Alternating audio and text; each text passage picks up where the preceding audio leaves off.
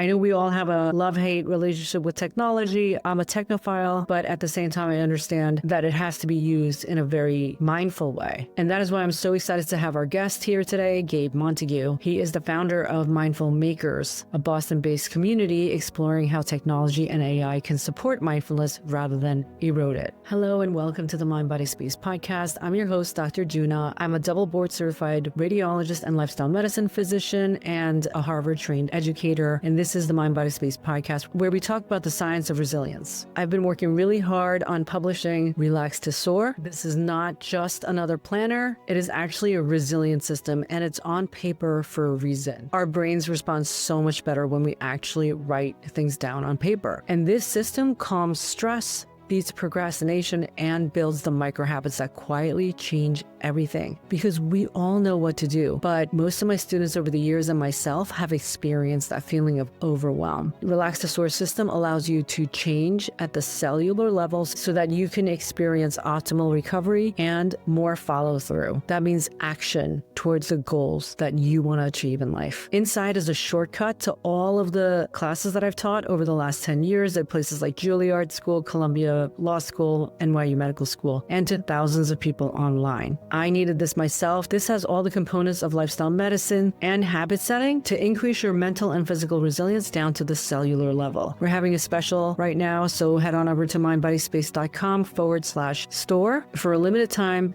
you're going to get free coaching from me to help you get a head start on your goals. I'm so excited to have here today Gabe Montague. He's the founder of Mindful Makers, a Boston-based community exploring how technology and AI can support mindfulness rather than erode it. The group runs bi-weekly, right? Every other Saturday. And it's a hackathon. It has intentional tech creation, and Gabe's going to tell us a lot more about it. The reason I love Gabe is because he is so concerned, and rightly so, about AI and the interaction with humans, as well as security issues and ethical use of AI. So Gabe, you went to Harvard, you studied computer science there, and you were on the track and field team. So maybe you could tell us first a little bit about Mindful Makers, why you started it, and that's how I met you, because I went to your first hackathon, which was so cool. Yeah. So maybe you could tell us about that, and then we'll go backwards on what you did after school. It seems like you had a lot of projects that you worked on, right? Yeah, well, thanks for having me. So tell us, first of all, like, what is a hackathon, right? For people who are listening, maybe they don't even know what that is. Exactly. Yeah. It sounds What cool, is a hackathon? So a hackathon used to be something really scary and not that good for you, which is, or maybe not scary, but intimidating, which is like 3 days. At least my first hackathon was at MIT. We spent 3 days.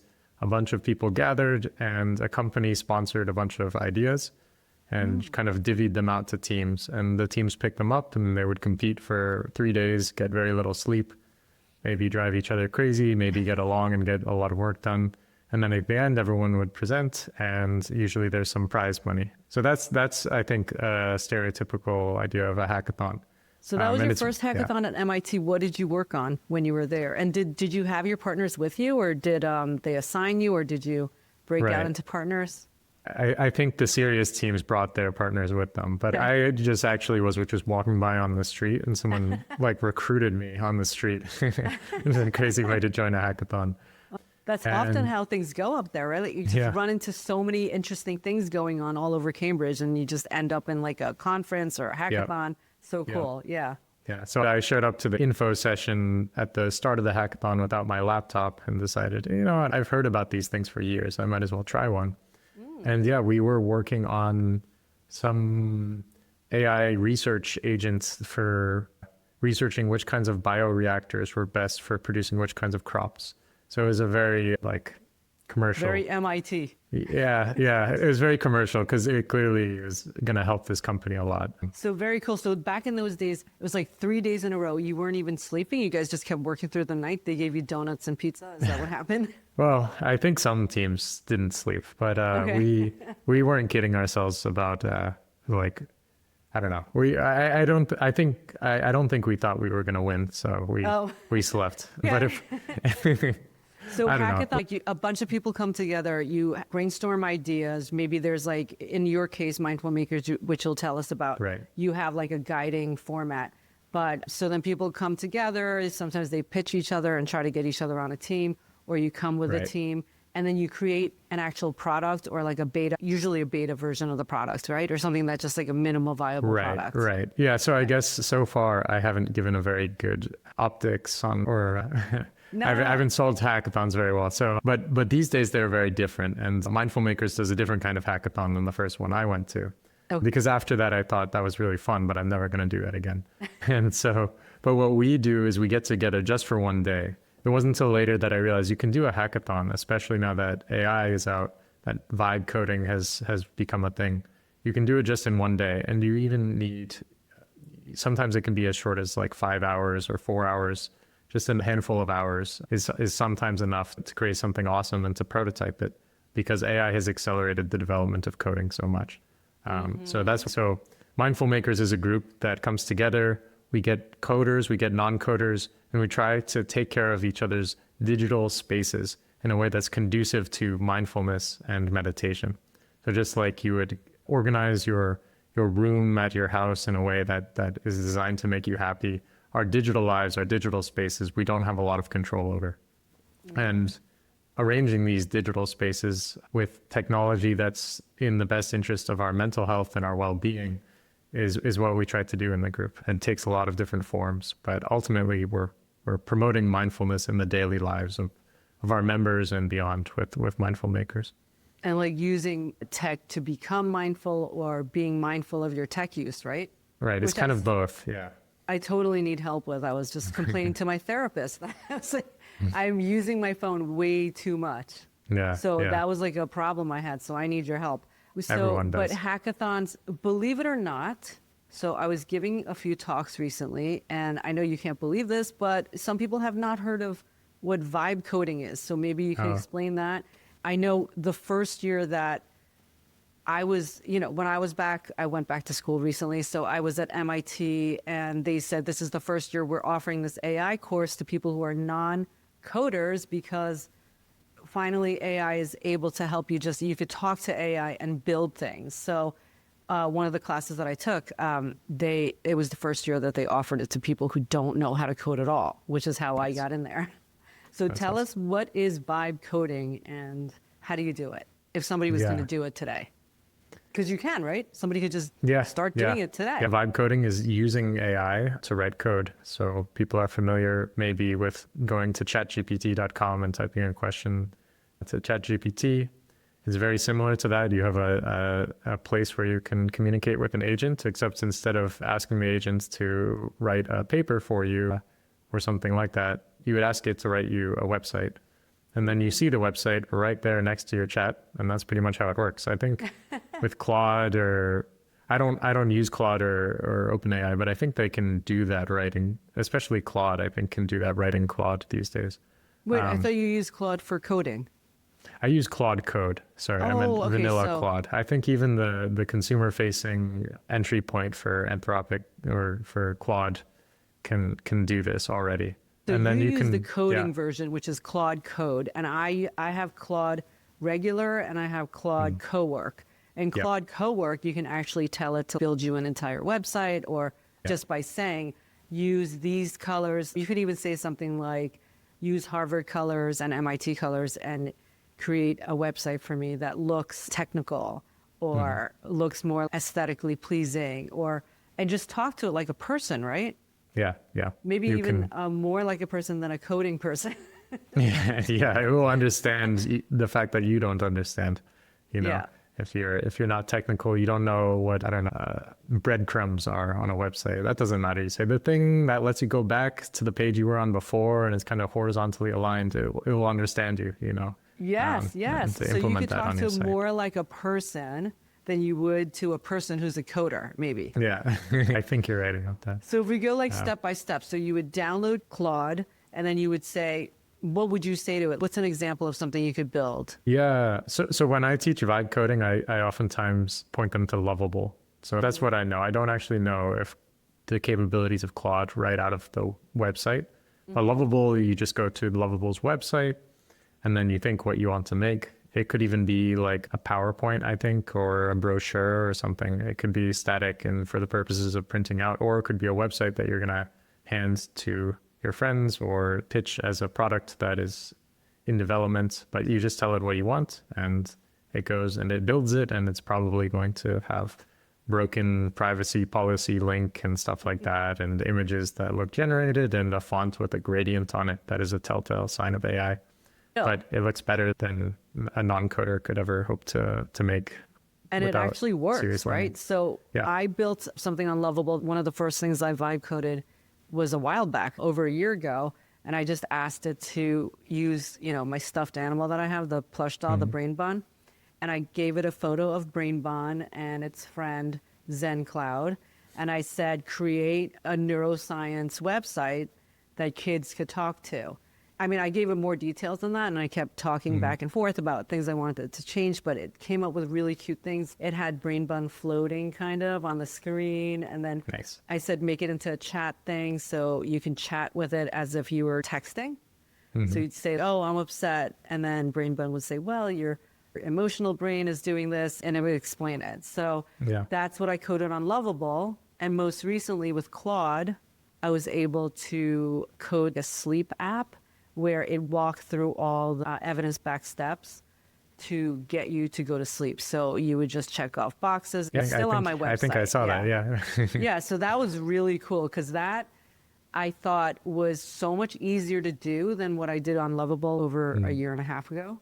And you just keep talking to it. The only problem is if you're like me and you're not very clear in your communication, it also gets very confused at times. So you have to start up all over again from scratch. Now I started talking to, let's say, ChatGPT or Claude, then getting Chat or Claude to give me the instructions to give to Claude to make the thing. That way it knows what breadcrumbs are, to use that earlier example, and it can put that in there and it doesn't have to waste time figuring out what you meant, Yes, so, breadcrumbs. Yeah, that's a very good strategy. Breadcrumbs, which is what? Placeholders, so the program knows where you were, right? Like what you're clicking on. Yeah, exactly. Or radio buttons. Yeah, anything. A hamburger menu. Yeah, so now you have people who can't code, but when people show up at your hackathon, most people do kind of know computer science, right?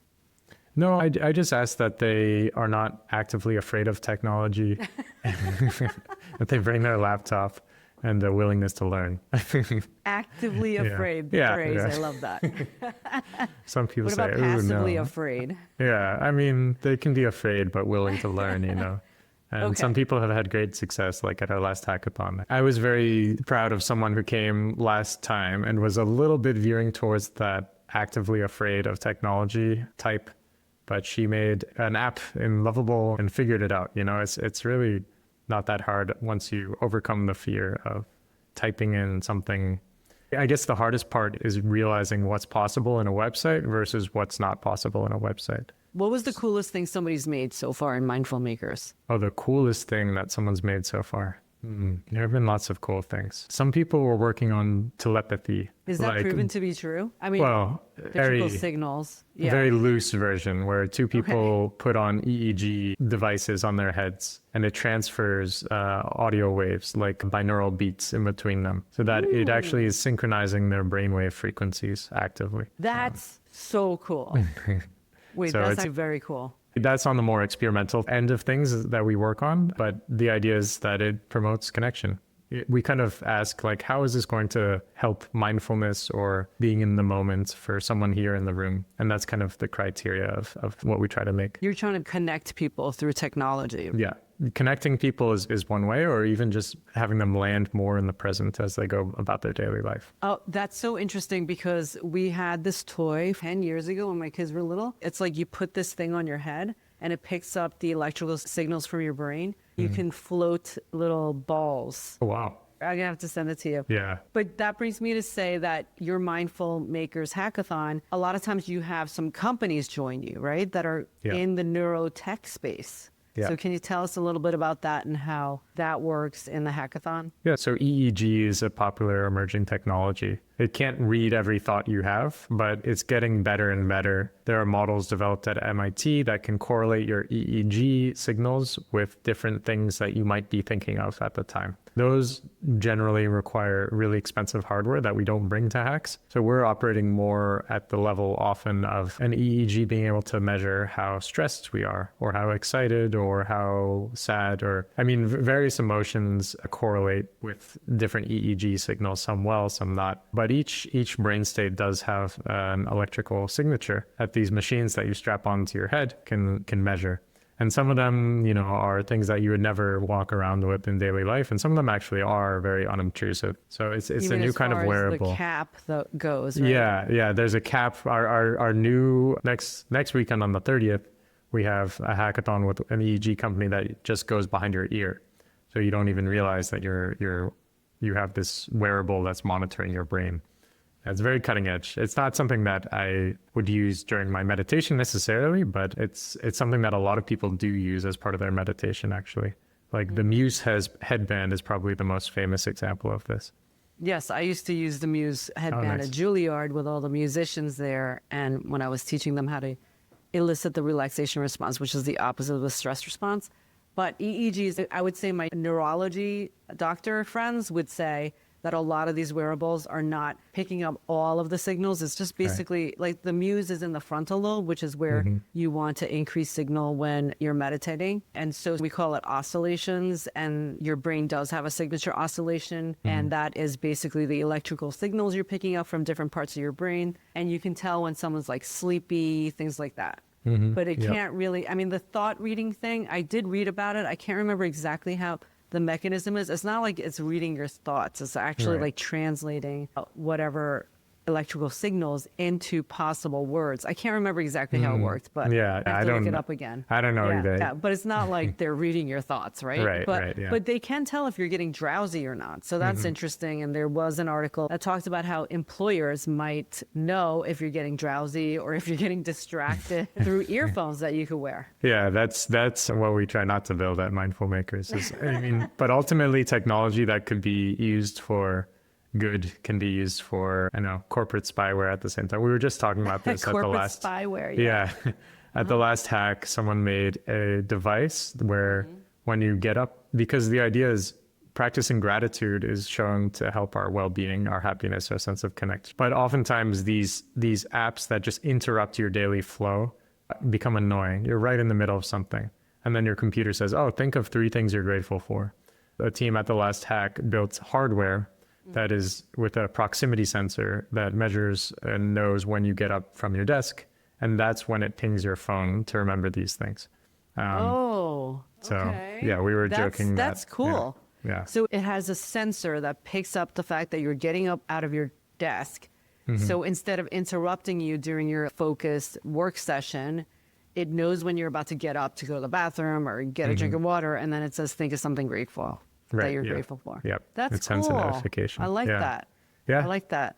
I think hardware is somewhere where I'm most excited to explore more with Mindful Makers. Our screens are such high value real estate for so many companies that don't have our best interests at heart. But when we introduce these new devices, I think a lot of people get a lot of value. So you studied computer science and AI, but are you a mechanical engineer? Because I saw that in your bio, you did some engineering or like hardware things. Yeah. Can you tell us a little? I didn't say I did it well, but you're too modest. Well, you're experimenting, right? So tell us what you made or what you did. Yeah, sure. So we were working on micromobility technology, and micromobility is basically bikes and scooters. And in 2019, 2018, there was a wave of interest in electric bikes and electric scooters. So Metro Mobility, the company I started at that time, was making custom hardware, and I was trying to learn how to use a solder iron. I never studied that in undergrad, but suddenly we were trying to make these electric bikes and charging infrastructure, weatherproofing it. But luckily, I had lots of talented people that know a lot more about that than I do, taking care of the hardware at Micromobility. So it sounds like you've always been very creative with technology and trying to make new things that don't exist.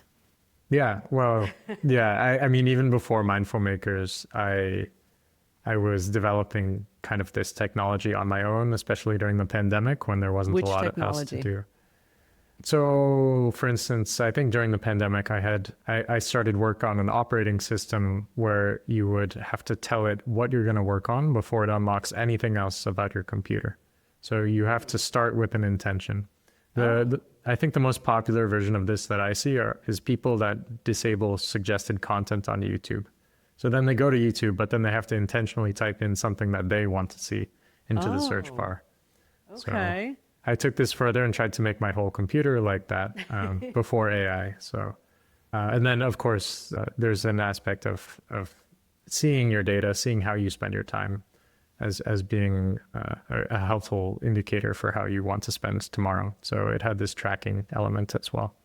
So if you opened your computer, you'd have to say, I am going to work on my book today. For example, I'm writing a book and I get so distracted. So I would type in, I'm going to write my book today.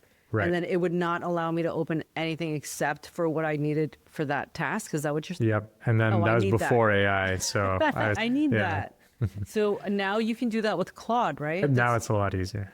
But I'm scared to put Claude on my desktop. I still haven't done it because I downloaded it and everything. And then it said, check off this box saying that you read this and treat Claude Agent like it's a person that you're employing and make sure you get to know it and don't allow it to have access to everything. It said all this stuff like, we don't know what it might do, things that are unpredictable and just be careful. So I got kind of spooked and I didn't do it, but I'm still tempted to try it out soon. What do you think about this new Claude desktop thing? I use it a lot. Yeah. You do? I use it. You gave it certain privileges to certain folders, but not your whole desktop, right? No, I pretty much give it access to everything. All right. If you're doing it, I'm going to do it too. I think it's a matter of, I do that when I'm watching it. I think they put that in the terms of service because they want you to think of it as a new intern that you just hired at your company. Yes, that's what it says, something like that. Yeah. And you wouldn't just give your intern access to your bank account or your and credit tell it cards. to, generate billing statements and then walk out the door and leave it going. So watch it. You don't leave it. So you can see it going around on your computer, clicking on things and opening folders and things like that? Actually, I don't let it click on things because that really could access my, like a bank account, for instance. I usually let it go around and access folders on my computer. And did you allow it to have access to all folders or just toggle certain folders? You can tell it to only have certain folders, right? Right. So I do all folders, but I know Unix permissions and security. So I lock down, what it can do, but not using the mechanism that Claude provides.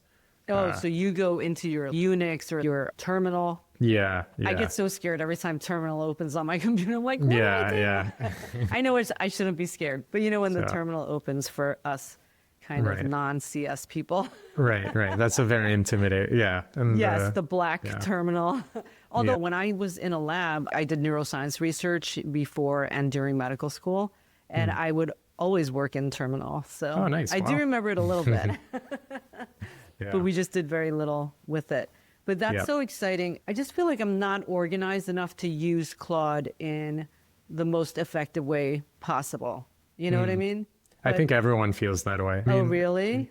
I think the only people who don't feel that way are the ones who are giving it way too much permission and are not being careful enough. At least it was like that back when I think OpenClaw first came out. OpenClaw, which is an open software operating system or software or AI? Yeah, this was an open source tool that just prompted the user to go and download other AI tools without much thought about safety or guardrails. And it spooked me a little bit how easy it was. Said it did amazing things. And so everybody was downloading it, but then there was some security issues, right? Yep. As usual. I guess what would you recommend then? Just keep maybe all your sensitive financial stuff off of your major or laptop that you're using a lot of AI on. Would you recommend that? So when I last was looking at this was when OpenClaw was just coming out, and a ridiculous amount of its library that it drew from for capabilities was straight up malware. I think it was over, I don't remember the percentage, but definitely over 1%, maybe over 5, was just malware that would sell your data, including maybe passwords. It was a landmine.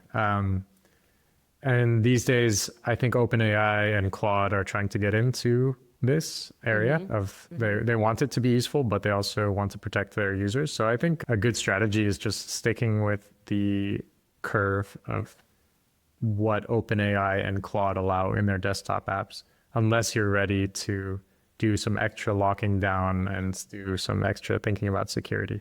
Like you could buy another like device. Free and it's like open. It's not like paid like Claude and OpenAI. So that's what you're talking about for people who don't know OpenClaw, right? Yeah.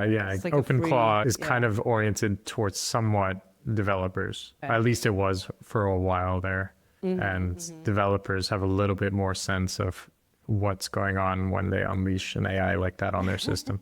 But it still was dangerous for a long time. Yeah. Okay. So for people who are listening who are not like CS people or they have kids or whatever, hackathons, I feel, is something fun that you can maybe even bring to high schoolers or, you know, certainly college kids do it, but maybe even younger kids. So you and I discussed this, like it's something that could be fun for younger kids and especially because AI is so prevalent now, people should really learn how to use it. Do you think young kids should be using AI right now? Oh, that's a good question. I mean, there are a whole bunch of people who do research on this, and I don't... What do you think, though? What do I think? Yeah. I think with ChatGPT, there's a danger of the sycophancy that can drive people towards, I don't know, destructive behavior. So that's something that I'd be worried about. But I think when it comes to vibe coding, it's different. Vibe coding is not about forming an attachment to the coding agent. It's about asking and dreaming and thinking about what you want and designing something. And it's very powerful. It's how I started Mindful Makers. I started Mindful Makers in Lovable. I just had the idea and I typed it in, and then suddenly it was a website, and then suddenly I could show it to people. And that's really what the point is of rapid prototyping, is you kind of can sell your idea better with vibe coding, even if it doesn't exist yet. So it's very powerful. Lovable, you can literally make an app. You can deploy it and you can have up to, I think, 1,000 users or something. I think there's a limit. Last I checked there was, but you can actually deploy it. You can make your own ChatGPT in Lovable and it would work. I think that kids should definitely use AI. They should learn to use AI like any other tool with somebody watching over them and making sure that they're using it in the right way. But it's just like when computers came out or the internet. You don't want to let them loose with it in their bedrooms with the door closed. But it's something that everybody, I think, needs to learn.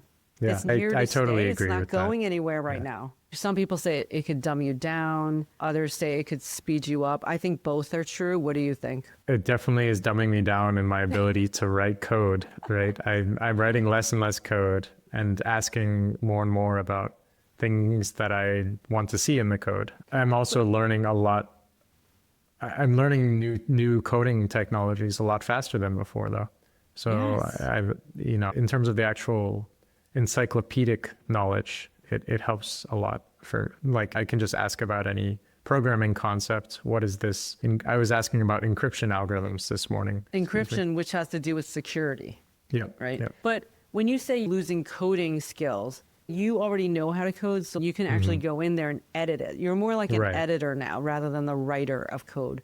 But it's not like you're writing ideas, it's more code. So does that take away from the logic of coding that you used to have, you think? Or you don't need to have that logical, I don't know.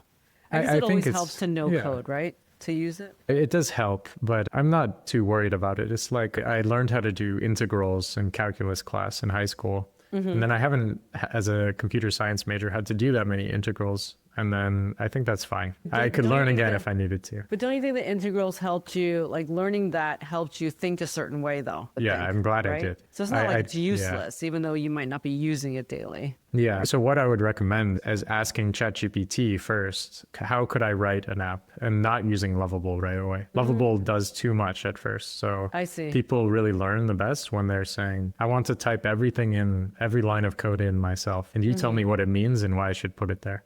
And that's a really fast way to learn, especially when you can pair that. I was actually teaching vibe coding to middle schoolers in Framingham. When did you start that? Framingham. That was because one of my friends from the Harvard Ed School had a program doing this, and I thought it was fun, and I volunteered, awesome, to help her out with it, and it was a lot of fun. So you had them talk to AI to teach them how to write the code line by line, and then tell them what that meant, that line. I mean, it was kind of an entrepreneurship focused class, which I have never heard of for middle schoolers. So it was very unique. I love that. But yeah, they weren't all interested in learning how to code. But what they did all have was something that made them passionate. And they all had the ability to ask AI, how do I go about making this a thing? And then they started teaching them, whether it was the one kid who wanted to do a robotics project, or other kids that wanted to make a game, or other kids that wanted to make an app. ChatGPT started teaching them the technology, and they all started learning. Like, they all were attached to their idea. It was their idea. It wasn't forced upon them like integrals in calculus class. And it really worked. And then what did they come up with at the end of the class? Did they have like a little MVP, minimal viable product? Yeah. They each had their own little MVP. I mean, one group made a game, one group made a robot, and one group made an app, I think. And they used the chat for that. Yeah. I think one of the groups used Lovable more, and then one of them was just using Cursor, which is harder to set up, but they figured it out. Cursor is another type of like coding app. Yeah, except you download it, but it's not that different. I think kids should be exposed to it in a controlled situation with supervision. And in some ways, it's, sometimes when it's so prolifically spitting things out at me, then I feel like I am getting dumb, because I feel like, oh my gosh, I can't even like review all this stuff. So what I've started to do is like say, ask me before you go to the next step. So that I could digest it, I could edit it, I could have more control over what it's going to give me in the end, because sometimes it'll just give you so much output that you just say, you know what, I'm not even going to look at that. It's too much. And then you have a computer littered with stuff, and I'm trying to learn how to do hygiene with my computer now. So I'm nice. As you can see, in my environment is I don't have that much stuff. I used to have a lot more stuff. Minimalism is something I love, but my computer is horrendous. Right now, but no. At least I know. Well, that makes me feel better. But there's that comedian Jim Gaffigan. Do you know him? No. He's hysterical. But anyway, he talks about how he doesn't know how to clean up his computer. So he buys a computer every couple of years, because it's like, oh, nice. That was 2024 and that's 2025. I'm getting to that at this point. So any tips on hygiene? Just getting rid of stuff as soon as you don't use it? I have a skill that... Skills are what, I don't know how user-friendly they are for non-coders, but So skill is something that an AI does. You could train it to do something, right? Like take multiple steps. And my skill was like out of control and stupid, and like it did nothing for me and messed me up. So I think you're right. Maybe it's not so good for non-coders. Not yet. You kind of got to go over it and be extra detailed with the instructions. Coders are used to providing an uncomfortable level of like detail that really proofs any kind of mess ups from a computer. Writing instructions to AI is kind of like writing code in that way. Writing code, you really have to make sure that everything is exactly clear. And writing instructions to AI, you also have to do that. But I have a skill and it doesn't work yet. What? Oh, really? Yeah, no. Okay. I like to organize my computer in a certain way, and conveying that has taken more time than actually organizing myself. On the one hand, it's kind of magical. You can vibe code and talk to it and tell it to make stuff. On the other hand, you could get sucked into the weeds with that too. So I've spent hours and sometimes come up with nothing. Yeah, no, I think it's a common occurrence that you dream of automating everything, and then you realize that exactly specifying what you want takes a lot of time sometimes, and it's debugging effort. So if you were going to tell somebody who's like a complete novice who just heard about vibe coding from this episode today, what would you tell them to experiment with? What would be the top 3 things you would do when you first download Claude or AI, Chat GPT. Yeah. Yeah, I think Lovable is a good starting point. When I've done vibe coding workshops, I generally start there. But the first step is choosing something that you're excited about that could fit in a web app. So even if it can't fit in a web app, you can make a marketing site. You can, which is kind of like your pitch deck of why you're excited about this. And then you can go into Claude or ChatGPT, like you said, and kind of ideate with it. And then once you have a plan for a website that you want to build, you paste it into Lovable out of ChatGPT or Claude. And then you just wait a little bit and it makes a nice little gratifying sound when it finishes generating. And then you have a website, which I think is like the new version of like a pamphlet or a pitch deck. And then, yeah, it's really fun. So when you say web app, so for people who don't know, like it's a website app. So for now, most of the stuff we vibe code would be a web app, meaning you go to a website like www.lovable.com or whatever your web that you built is. Like mine is under my website, mindbodyspace.com, sleep tips. The web app lives on my website and it doesn't go on the phone unless you go to my website on the phone, which is not the same thing as an app that you download from the App Store. Yeah. But Lovable, you can deploy it, if I remember correctly, and be able to get an app that you could possibly put on the App Store, correct? Yeah, you can definitely make the transition.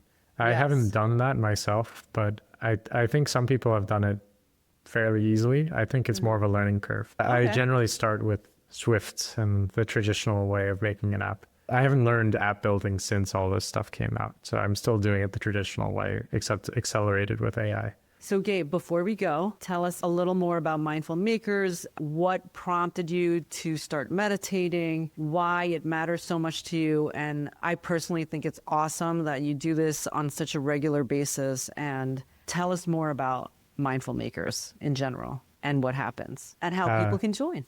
So Mindful Makers is a community of people who gather and build technology dedicated to promoting well-being in the daily lives of our community. So promoting well-being for me is heavily tied up with mindfulness and meditation. We meditate at the beginning to try to distill what it is that really promotes our well-being and sense of connection to others. Part of that is that I think people don't always know what they want. If they're not really in tune with themselves, then they easily will start accepting values imposed upon them from big corporations. They might start scrolling on Instagram and they start identifying with the content they see there. Meditating at the beginning really helps us quiet the mind, the part of our mind that says, I would only be happier if I could send 10 more emails per day using AI, or if I could, vibe code the perfect website. A lot of the times technology is not necessarily needed for our well-being, but it does have a huge potential in some areas. So it's not always easy to know which are the areas where technology helps versus hurts in our daily lives. So it requires a lot of reflection. It requires a lot of experimentation. It's a lot of fun to do this. For instance, we have debates over whether if you really want to practice mindful eating, which is the meditation tradition that combines meditation with eating, and apparently makes your food taste really good and makes you very grateful for it every time you eat. But does this have to do with technology? Maybe it does, maybe it doesn't. Would you really want to get out your phone every time you sit down to do mindful eating? I wouldn't. Some people there swear that they would. So it's a learning experience. It's a lot of fun.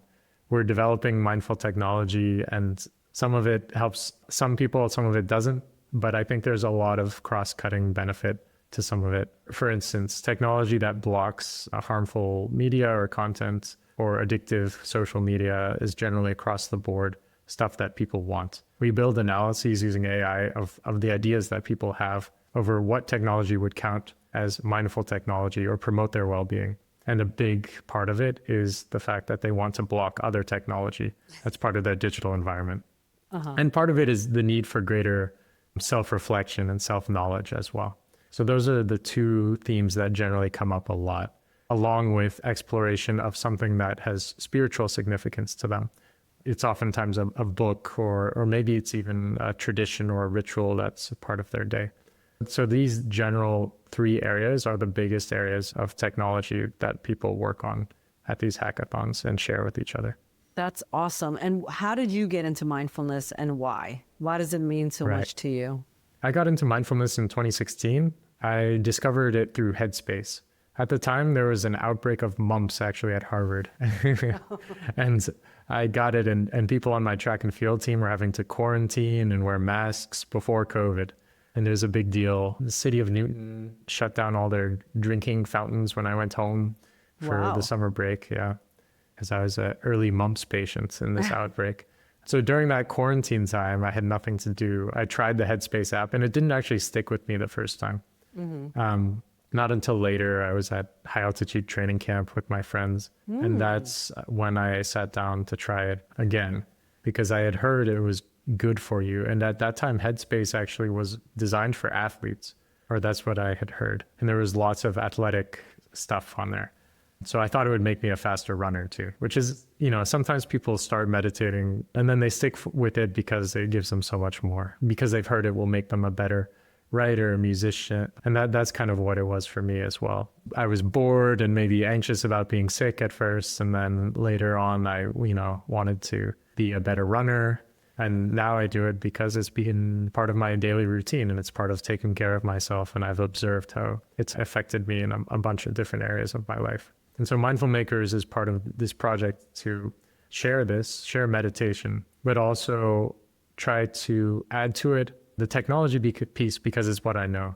It's kind of like the author of Dilbert saying that he's not funny enough to be a comedian and he's not a good enough artist, but he does know a little bit about office culture. So he combines the three and out comes Dilbert.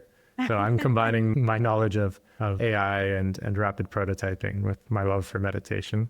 And I think there's a lot to do here. And I think there's a lot of impact to be had. That is a cool story. Your mindfulness actually started with technology then. Right. Started on an app. Right. I didn't really know that people just learned how to meditate on an app. But then you did other things, right? You go to the Insight Meditation Center in Cambridge now. Right. Like a live community. I started meditating in 2016. It wasn't until I think 2022 that I started with Cambridge Insight Meditation Center. So I think my journey was first the app. I had heard about the app. I wanted to be a faster runner and better at school and it's more chill. And so I stayed with Headspace for a long time. They gamified it at that time too. You could keep track of your daily streak, how many days in a row you had meditated for. And I remember I got up to 400 days. And then I was so curious what it felt like not to meditate that I just stopped for a while. And what happened when you stopped? I think definitely like just a little more emotional turbulence was injected to my day. And that it was fun at first. And then I thought, you know what? I like the stability. I like the calm. I like the control of that. I think meditation may not be for everyone, but I think it's for a lot of people. I went to a talk by a Tibetan monk this week. And again, the idea of meditation is really just understanding and seeing your own thoughts, really. Yeah. And so the Tibetan word gom, G-O-M, for meditation is really just about getting familiar with your thoughts. So it's basically metacognition, which humans have the ability to understand and see their own thoughts in real time. Yeah. That's one of the reasons why we're a little more intelligent sometimes. Yeah. So I think it's actually an innate process for our brains. And it's just a matter of how you use it. I love that you started with tech. That's interesting to me. But then you did go on to the live community, and now you're combining also tech and a live community at your hackathons. Right. Oh, yeah. These are live events in Boston at MIT. Yeah. How old do you have to be to come to the hackathon? I think maybe college age is. Okay. We've had some high schoolers too. Yeah. Okay. But we talked about getting it out to younger kids. Yes. Right? Yes, and you were exactly. developing a kit that perhaps we can bring to middle school or high school STEM communities. Yeah. To learn meditation and to learn about how technology affects well-being very early. It's something that could have helped me even back when Instagram wasn't as addictive as it is now. I call it Instagram derangement syndrome. Yeah. When you post something and you keep seeing who's DMing you. But this was such a fascinating conversation. Thank you so much for being here, Gabe. Thank you. I'm so happy that we met, and I can't wait to come to another hackathon. On the 30th, if you can make it. Yeah, keep us posted on your developments. Yes, I will. Thank you so much for having me. Thank you. That was Gabe Montague, founder of Mindful Makers. You can reach out to him on LinkedIn or head on over to his website at mindfulmakers.xyz. Head on over to mindbodyspace.com/store. We have a limited offer for Relax to Soar Planner. It has all the micro habits you need to thrive, and you get a free special session with me to get a head start on your goals and to keep you accountable. This planner has everything that I've been teaching for over 10 years at places like the Juilliard School, Columbia Law School, NYU Medical School, as well as to thousands of online students. On the website, you can also download your free PDF. Thanks for listening. I'll see you next time. This is Dr. Juna wishing you and your family wellness.